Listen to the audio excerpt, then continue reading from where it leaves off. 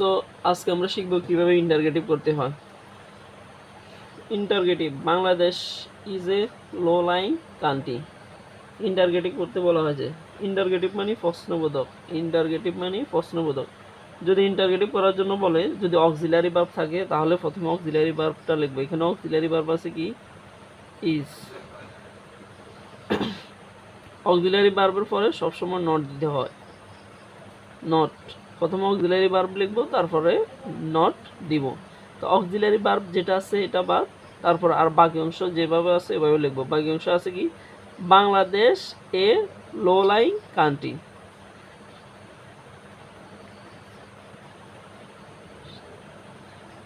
বাংলাদেশ এর low lying country, TRY country. এবার এটা কি? We are proud of our freedom fighters. Interrogative করতে বলা হয়েছে। ইন্টারগেটিভ করতে বললে আমরা জানি যে যদি অক্সিলারি ভার্ব থাকে, অক্সিলারি ভার্ব এটা লিখবো। এখানে অক্সিলারি ভার্ব আছে কি? আর।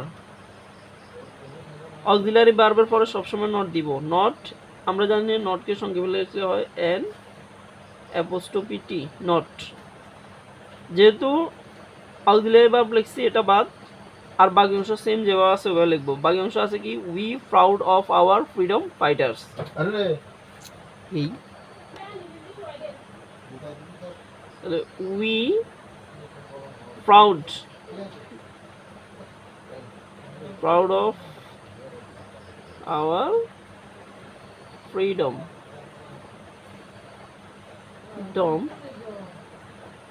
Fighters, FIGHTERS fighters. তারপর এটা দেখি, he inherited a best property from his father and sister. এটাও ইন্টারগেটিভ করতে বলা হয়েছে, কিন্তু এখানে কোনো অক্সিলারি ভার্ব নাই। যদি ইন্টারগেটিভে কোনো অক্সিলারি ভার্ব না থাকে, আমরা মেন ভার্বের উপর ফোকাস করব। এখানে মেন ভার্ব কে? এখানে মেন ভার্ব হচ্ছে সাবজেক্টের পরে যে থাকে এটা হচ্ছে মেন ভার্ব। হি হচ্ছে সাবজেক্ট, এরপরে আছে ইনহেরিটেড, এটা হচ্ছে মেন ভার্ব। যদি মেন ভার্ব থাকে, এখানে আছে ইনহেরিটেড, এখানে আছে ভার্বের B2। যদি ভার্বের B2 থাকে তাহলে আমরা দিব did.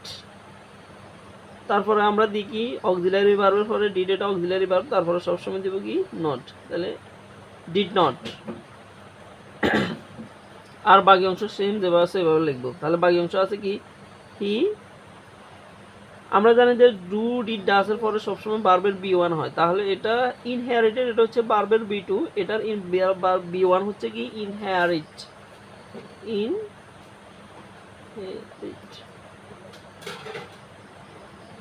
Inherit A best property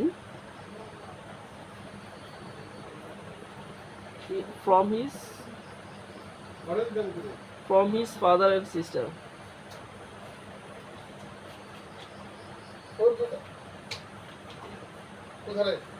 And sisters.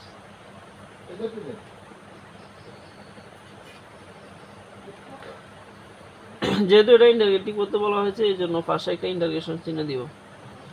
এখানে ইন্টারগেটিভ চিহ্ন দিতে হবে, এখানে ইন্টারগেটিভ চিহ্ন দিতে হবে। তারপরটা দেখুন,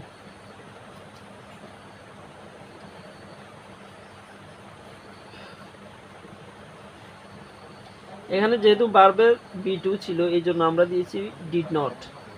কিন্তু এখানে দেখেন হি ইনহেরিট, এখানে আছে ভার্বের B1, এখানে আছে ভার্বের B1। যদি ভার্বের B1 থাকে আমরা দিব সবসময় ডু, তারপরে সবসময় কি দিতে হবে? অক্সিলারি ভার্বের পরে একটা নট।